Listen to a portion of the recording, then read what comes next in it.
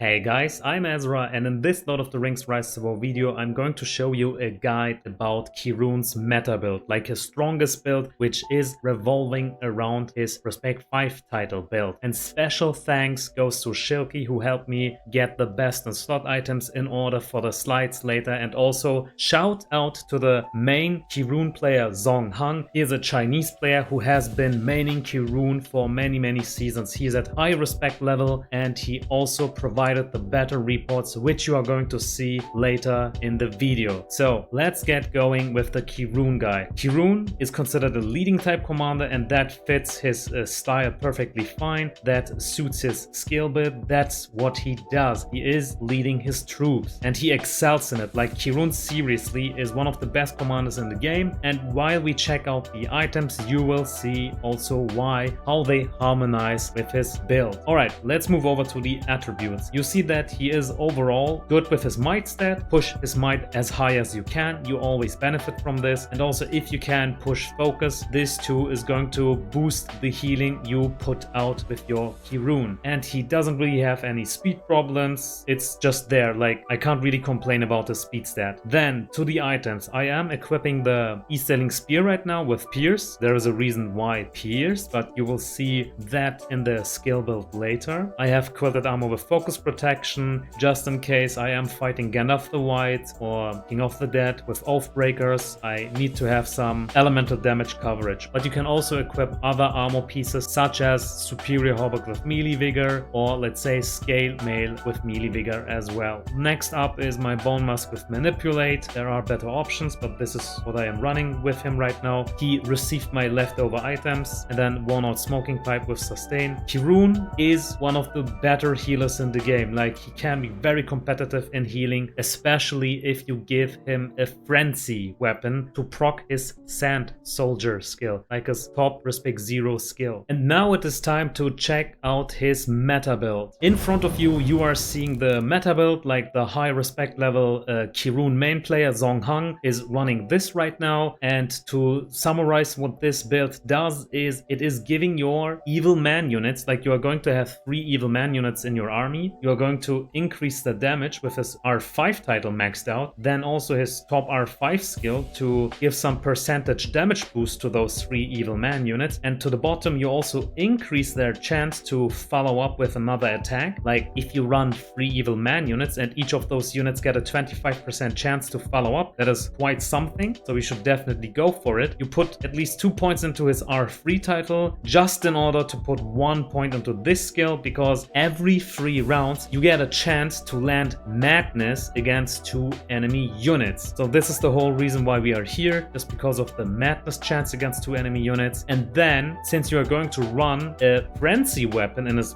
best in case scenario, you definitely want to max out his top Respect 0 tree with his top Respect 0 skill here. This skill is called Sand Soldier, and what this does is whenever you land an attack, like whenever Kirun himself deals damage, be it with his normal attack or let's say with a skill attack, you proc this healing. You target one of your allied units and you heal them by a certain percentage. Your frenzy weapon is going to proc this. Your normal attacks are going to proc this. That means twice per round you get this healing effect, which is amazing. Lord of the Sand title is just going to give you a certain percentage chance to stun 3 enemy units, which means Kirun excels in fighting troop boosting commanders because he has a chance to stun them. Stun is always nice against troop boosting commanders. To the bottom we have the title Easterling. Now this is a debuff that is reducing the stats of enemy units, and this too synergizes with normal attacks. Whenever a normal attack lands, you proc this debuff. And by the way, before I forget, the skill Sand Soldier can also be triggered by the special effect Pierce, which is why I have the Easterling Spear with Pierce equipped. But in contrast to that, Easterling cannot be procced with Pierce, only with normal attacks, like from Frenzy. But long story short, Pierce can proc this healing effect twice whenever it lands, and Frenzy can proc Easterling and Sand Soldier at the same time per round twice. So there is a difference. And then if you have any more leftover points, you need to redistribute them between your passive damage mitigation from here. Evil Men at Orcs will receive a certain percentage less damage, and then also into your physical damage mitigation. that can proc with a 50% chance over here. So this is what I would try to mimic. First of all, I would max out my R5 tree, like all of these skills. Then I would put 2 points into Golden Visage, 1 point into the Madness effect here. Then I would max out his top respect 0 tree, like Lord of Sand and the Sand Soldier healing. And after that, I would move over to his bottom respect 0 tree and go back and forth between these skills until I have no more points to spend left. Let's summarize the strengths and weaknesses of Kirun, and we are going to start just like always with his strength. His first strength for sure is that Kirun is so nice in countering troop boosting commanders. He has all he needs to do so. He has damage boost for his evil man with his R5 tree, and he also has, and this would be his second strength, he has lots of physical damage mitigation as well as passive damage mitigation against all sources of damage with his bottom respect 0 tree. And then on top of it, and this is his third strength, he is bringing some strong self-sustain to the table because of Sand Soldier, and if you have like a smoking pipe with sustain, that too is going to boost his healing. Or let's say a golden special effect such as Iron Guard, which is healing on every turn each of your units. His fourth strength is of course his stun, Lord of the Sand. It is a unit stun, very strong, don't underestimate it, because special effects such as Aegis, they only count for the first 4 rounds, and you still have 6 rounds to go where you can get value out of the stun. His last strength is once you have a frenzy weapon, I already mentioned this, but you proc 2 abilities twice per round. It's the self-sustain Sand Soldier that's proccing twice per round, and also the debuff Easterling. And the combination between these two is very strong, which is also why Kirun belongs to the S tier category when it comes to tier list. Let's also quickly summarize the weaknesses of Kirun. His number 1 weakness and his biggest weakness by far is high commander damage, like commanders such as Dwalin, Dain, King of Man, like T3 Aragorn. They have so much damage that Kirun just can't survive it. The only thing that he has to survive it is like the damage mitigation from his bottom respect 0 tree, and that's it. But unfortunately that's not enough. Like abilities like Lord of the Sand, which is stunning enemy units, don't do any work against glass cannons, and that is the problem why glass cannons are his number 1 weakness. His second weakness for sure is that he is vulnerable against army stun and also army madness. He is doing nothing but dealing damage with his units. You can't deal damage once you are stun locked or your units are nuking themselves. So army madness and army stun for sure shouldn't be underestimated, but you can counter it with Aegis or Evil Man Overlord. Like special effects like that will mitigate that weakness. His third weakness is just like so many other commanders, if you don't have Pursuit, you are kind of vulnerable against evade. Like Gil-galad has evade, Grima has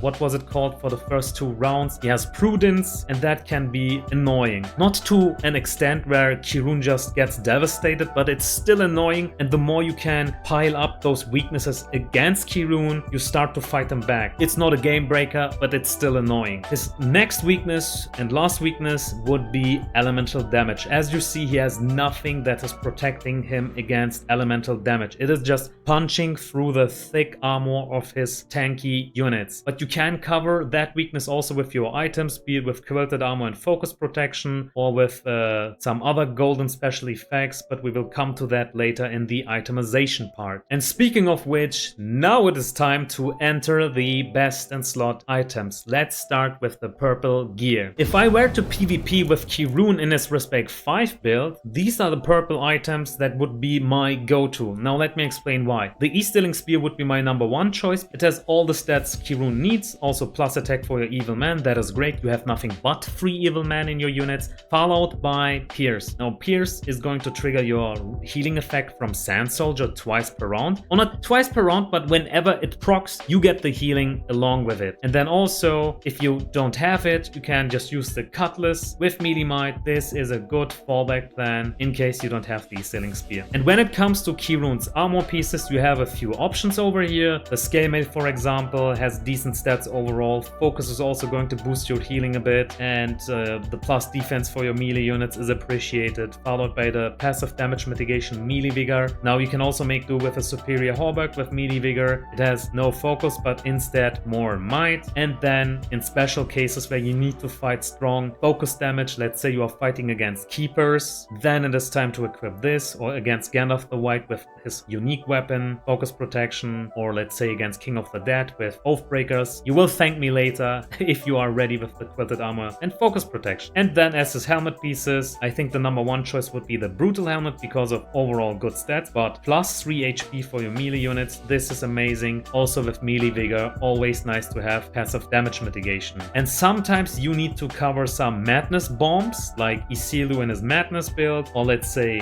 Grimar, or maybe Sauron with Ring of Terror. In that case, Horseman's Helm with Resolve is the way to go. And last but not least, as his best in slot purple accessories, we do have two choices over here. Walnut Smoking Pipe with the sustain, lots of focus, lots of AoE healing, and that will go along with what Kirun does anyway. He is a very tanky commander that is sustaining his units just right. If you don't have this accessory, Drums of Moria will also do the trick. You have two interesting special effects, Haste of Soldiers being the more universal approach, but also Bane of Dwarfs if you need to counter dwarven commanders. Next up are the best in slot golden items, and I think we don't need to mention the gigantic hammer with Frenzy as the number one weapon for him. You have already heard why Frenzy is so nice. Not just only are the stats just perfect for him, like the plus attack will benefit his halberdiers, it will also benefit his dragoons, and his War Chariots like will also get the plus 90 attack from the large units attack boost. It's just insane how perfect this weapon is for his R5 build. But this is also something that is bugging me. You must play in Rhun or at least have access to War Chariots to make this build excel. Otherwise it won't work because his Respect 0 build or Respect 3 build in other factions aren't superior. This is the best build we have found. So Frenzy is going to proc your Sand Soldier healing twice per round and also your debuff, the Easterling debuff twice. That is just insane. And then when it comes to your chess pieces, you have two choices. They are kind of similar, but let's start with the Great Plate of the East. Lots of focus, lots of plus HP for your Evil Man, and also passive damage mitigation for them with Fortitude of Evil Man. If you need to cover elemental damage, then you can go with the Protection of Numenor. It has also a decent amount of focus. It's also giving you plus 6 HP for your Evil Man, and plus HP isn't to be underestimated. It's a lot, but it has a very unique special effect called Eastern Resolve. For the first 5 rounds, allied Evil Man units receive minus 60% less damage from burn, poison, and focus damage. And this is insane. This will help you to survive like snowballing mechanics. Like let's say Gandalf the Grey wants to nuke you down in the first 2 rounds with Convener and let's say with some strong elemental damage with Keepers or Spirits of the Wood. Those 2 units deal lots of focus damage, but with this you can just counter it. Or let's assume you are playing on a non-RP server and you also want to be safe against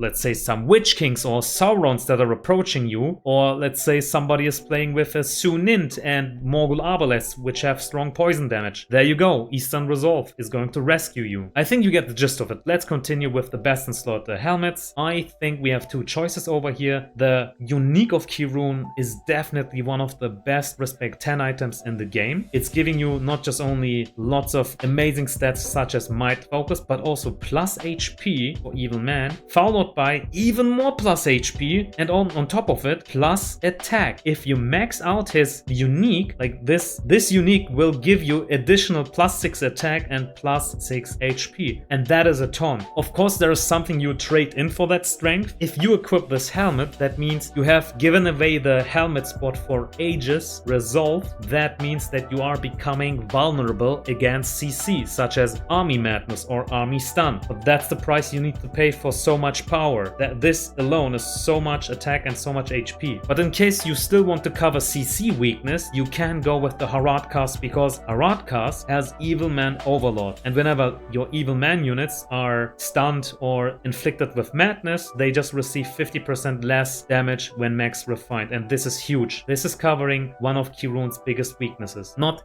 the biggest weakness because that is high commander damage, but after that CC is very close to that because he has 3 units units. 3 units are always vulnerable against Army Madness. And I think we don't need to talk about Army Stun. You can't deal damage when you're stun knocked, right? If you don't have this effect, you can make do with Fortitude of Evil Man. Or how about Resolve of Evil Man? This is giving you 100% stun immunity for your Evil Man. This is exceptionally nice for commanders such as Gandalf the White, who is opening with a first round stun and follows up with every 3 rounds with another stun against 1 unit. With this, you can just bypass that strength of Gandalf the Grey, Gandalf the White, or let's say, I think Gil-galad has also a very reliable stun that is kicking in every 3 rounds against 2 units. With this, you don't have to worry about it. But I think Evil Man Overlord is the more universal approach when it comes to covering your CC vulnerability. And then let's also finish the best in slot golden items with these 2 accessories. You have the Drums of Barad-dûr with 2 interesting special effects. It could be Might of Soldiers, but also Iron Guard. It's coming down to what you have. I think if I could choose one of these effects, I would go with Iron Guard. Kirun is already very tanky, but with Iron Guard, he becomes even more bulky. And sometimes when you need to cover your evade weakness, you can also equip the Palantir of Orphan with Tactical Mark. And there you go. Like, this is the best in slot golden gear we could find for Kirun. Let's also have a look at Kirun's troop composition, like his ideal troop composition in his Respect 5 build. But you need to play Kirun in the faction Rhun, or at least you need to have access to War Chariots to make this happen. Unfortunately, I neither have my Kirun at Respect 5, I also don't have access to War Chariots, but we are just going to pretend that my Great Beasts are War Chariots in this case. And with that in our mind, for Kirun's R5 build to work, you need 1k Dragoons, then followed by around 120 War Chariots, and then you finish it with 3k Halberdiers. It's as easy as that. His R5 title is going to boost his troop composition a lot, and you don't need anything else. Kirun is very easy to play with this straightforward troop composition, and it's very strong. But after having claimed how strong it is, I also need to somehow prove it with some battle reports. Now let's check out the PvP. And for that very reason, we are jumping now to the battle reports. In front of you, you are seeing the high respect level Kirun main player, the Chinese player called Zhong Hang. Thank you again, Zhong Hang, for providing us with battle reports. They speak for themselves. Now let's check out what gear he has. He has a gigantic hammer with frenzy. As you see, everything is max strengthened and max refined. Protection of Numenor with resilience of Evil Man, and then Karat Cask with Fortitude of Evil Man, and Drums of Barad-dûr with Iron Guard. He is running Kirun with the build I recommended. As you see, he has maxed out his Respect 5 title with the skills Tribal Tactics. That makes sense because he has 3 Evil Man units, and it is very likely that at least one of these units will proc Tribal Tactics at least once per round. So let's see what has happened here. Keep in mind that he is fighting his biggest weakness right now, being commander damage. Dwalin does exactly that, high commander damage. So let's jump over to Dwalin. He has Battle Axe with Flay, he has Durin's Blade with Vulnerability, Brutal Helmet with Melee Vigor, and also Entrod Calabash with Bane of Giants. It is a pretty meta build, Dwalin, as you see, nothing out of the ordinary. He has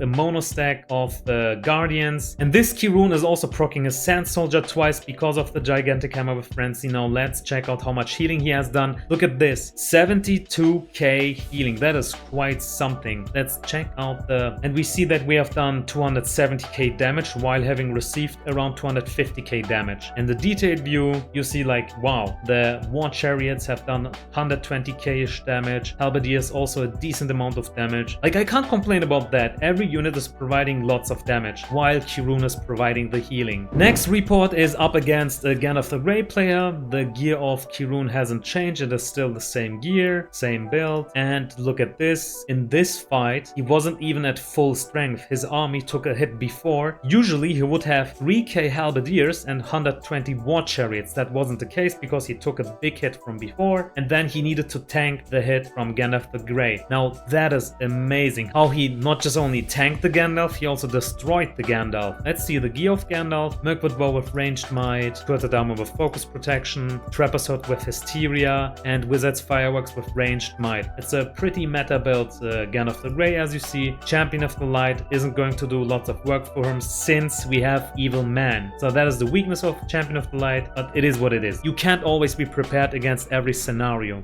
let's check out the snapshot page. So Kirun has done 220k damage while having received 90k damage, and he has 70k healing. Again, that is quite something. And again, the biggest amount of damage is coming from his War Chariots, followed by Halberdiers and then Dragoons. In this fight, we are up against the Theoden, and I think this view is speaking for itself. Mounted units have no chance against Kirun because his Halberdiers are becoming even more bulky against mounted units. But let's also check out the Theoden player. What gear does he have? He has his unique 2x Refined, Lord of the Mark, and then Warborn Battleplate with Fortitude of Soldiers, Cask of the Submerged Isle with Aegis, and Fiddle of the Eldest with Second Wind. So it is a high respect level Theoden. And now let's see what has happened in this snapshot page. So Kirun has done 400k damage, that is insane, while having received around 100k damage. In the detailed view, you see again 80k-ish healing from Kirun, almost 180k damage from War Chariots, 150k damage from Halberdiers. That's insane. This is why I said like the Respect 5 title is making the Halberdiers a nightmare against mounted units, and then also some damage from the Dragoons, around 60k damage. Here we are fighting against the Thorin. Our army is full in this case. Nothing has changed in regards to the gear and build. Everything is the same. Let's see what Thorin has to offer. He has a Hammer of Moria with Panic, and then Duran's Plate with Vulnerability, Iron Bassinet with Resolve of Dwarves, and Defender of the Mountain with Might of Dwarves. So I like the Thorin a lot. He has some abilities that is giving us a hard time, like look at this, Frightened for the first 4 rounds against 2 enemy targets, 50% chance to inflict stun. The Kirun we are playing right now has no CC immunity, and this will shut down our damage by a lot, followed by the burst damage that is coming from Inspiration. And look at this, he has Master Throwers. Master Throwers are going to deal lots of damage against the War Chariots, which is our biggest source of our damage. Like, this is a very threatening Thorin, like no jokes, it's very dangerous to fight a Thorin like this. And also look at this, topple every 3 rounds, 50% chance to stun 1 unit while dealing physical damage. That is scary. Now let's see what has happened in the snapshot page. So we have done 150k damage while having received 210k damage. Like, this Thorin is very scary because of the reasons I have summarized. He is CCing us, we are sitting in stun lock, we can't fight back while getting nuked by the Master Throwers. That's just huge damage. In the detailed view, we see War Chariots have done 130k damage, Halberdiers only 60k damage, and Dragoons almost close to nothing, but our healing stays roughly the same, around 80k-ish healing. But I'm curious, I would also like to see how much damage the enemy has done. The Master Throwers have done around 50k damage, alright, while Guardians 40k damage, and Thorin by himself only 30k damage. In the end, it is a draw like this. One just needs to calculate who has lost more resources through the dead units, and then you can say if this was a draw or if one side has less economical losses or not, and that way you can still decide who won this fight, speaking from an economical standpoint. Next up is Gandalf the White. We have still the same gear, same build, but unfortunately our army isn't full. We don't have 3k Halberdiers, we don't have 1k Dragoons, and we lack the 120 War Chariots. But still, this is the amount of damage we could deal. Remember, this is what Kirun does best. He punishes troop boosting commanders the best. That is one of his biggest strengths. Gandalf the White is no exception. So Gandalf the White has Nolder Sword with Mind Split. That is smart, because elemental damage is one of the bigger weaknesses of Kirun. Plate of the Citadel with Fortitude of Evil Man. Cask of the Submerged Isle with Aegis. And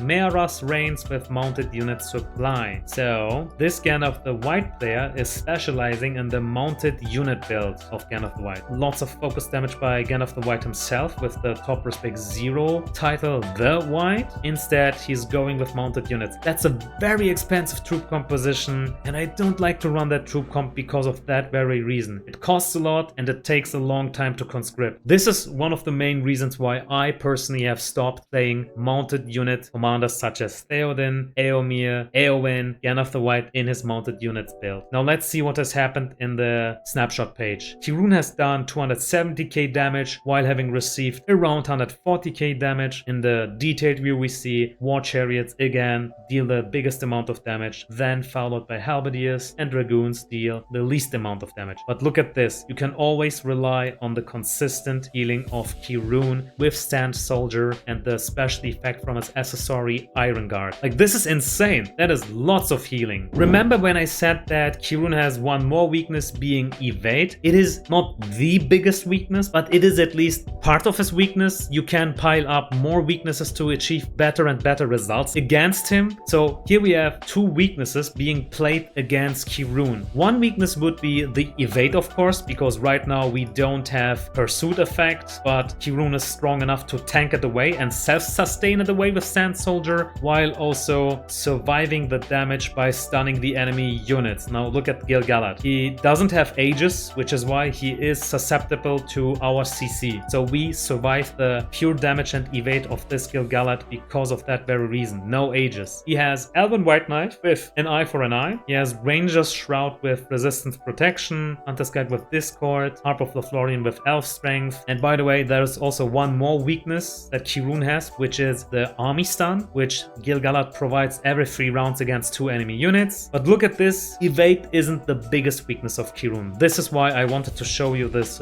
report, but it's still there. The more you can pile up those weaknesses, you get a better chance against Kirun's R5 build. So this is the outcome, but imagine if Gil-galad had also Keepers in his army. That way he would also exploit the elemental damage weakness of Kirun against him instead of having the T2 archers. And also imagine if he had Bow Knights that could just destroy the War Chariots, because War Chariots are large units and large units just get destroyed by Bow Knights. They deal additional damage to them. Anyway, let's check out the snapshot page. We have done almost 260k damage while having received 140k damage, and in the detailed view, like, it's still the same order. War Chariots deal the biggest amount of damage, followed by Halberdiers and then Dragoons, around 70k healing this time. Let this be my last battle report I'm going to share. So let's see what has happened. Our army isn't really full, but the point I'm trying to make here is that Kirun's biggest weakness is and always will be high commander damage. King of Man Aragorn, like T3 Aragorn, does this very well. Let's check out Kirun. Same gear, same build, nothing has changed. And then King of Man has a max refined Axe of Khazad-dûm with Cleave. He has Hauberk with Fire Protection, Cask of the Submagi with Last Resort. If you have seen my King of Man guide, now this is the best in slot golden helmet for Aragorn. It's boosting his later round damage by a lot because Last Resort stacks with Return of the King. Return of the King. Unfortunately, he didn't have enough points to max it out, but it's going to get very scary if he combines these two effects with each other. And then he has also Hiflane with Mend, and this is the outcome. Like, Kirun doesn't stand a chance against high commander damage. And in the snapshot page, we have done around 150k damage while having received twice the amount, like 300k damage. It is insane. Our units can't do anything against commanders such as King of Man.